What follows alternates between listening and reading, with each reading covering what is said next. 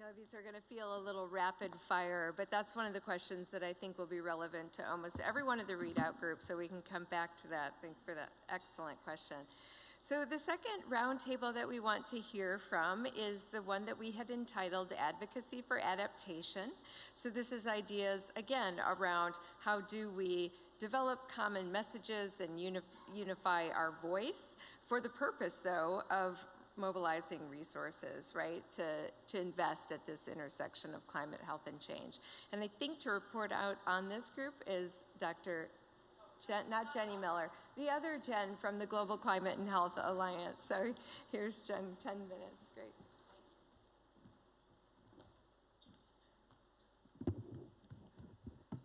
Okay.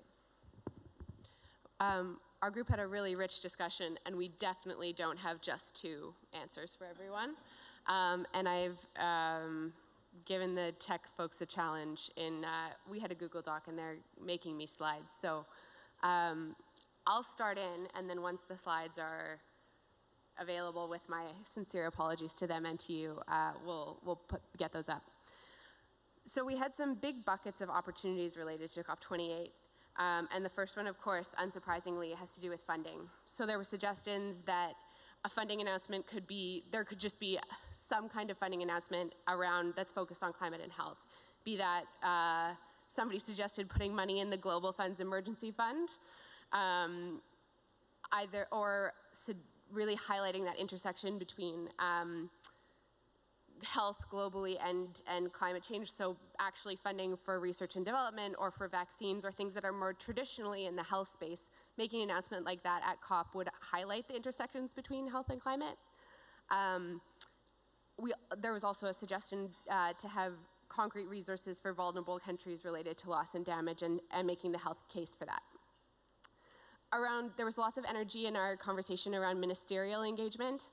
So having ministerial meetings, or cross-sectoral ministerial meetings, so that health ministers aren't only arriving to be present at a health day, but they have something to do. They have something to sink their teeth into and engage in.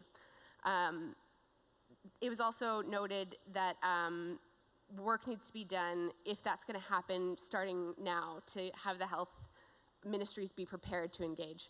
If we don't have slides, I think that's probably okay, because I also now feel like I've given people unfair tasks.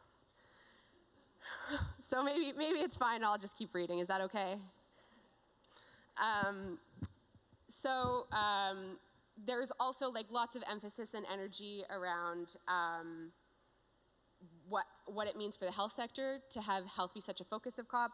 There were a couple of points around Attach, which is that big health system transformation, national commitments from governments. People suggested that perhaps at this COP there's a goal to have every single country in the world signing on to Attach.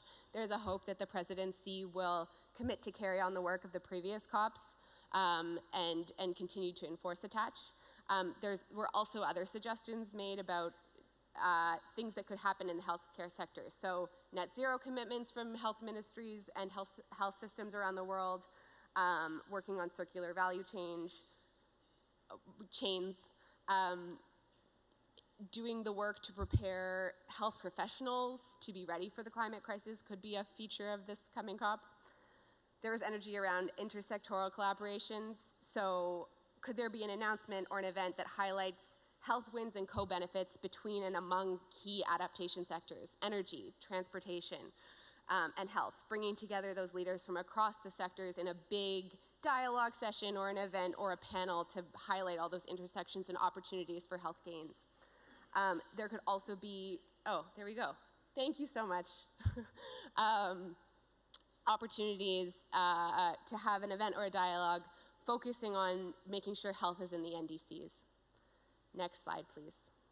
There were some suggestions around communications wins.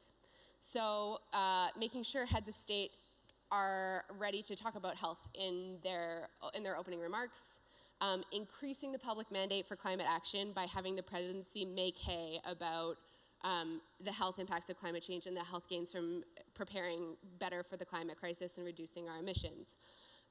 There were suggestions that the presidency could take on installations and exhibits that drive home the health consequences and the health benefits to continue reinforcing the conversation that the climate crisis is a human crisis.